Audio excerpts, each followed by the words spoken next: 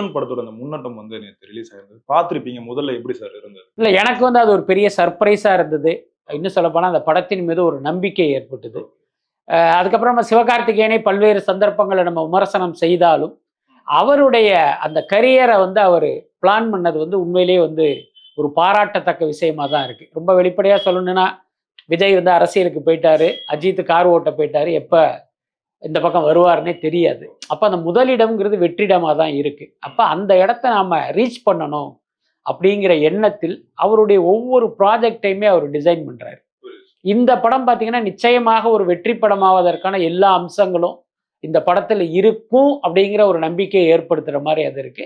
உண்மையிலேயே நல்லாவும் இருக்கு. ஒரு ஒரு படம் தான் அவர் இயக்கியிருக்கார் அந்த இயக்குனர் சிவகுமார் முருகேசன், தாய் கிழவி இன்னும் வெளியில வரல.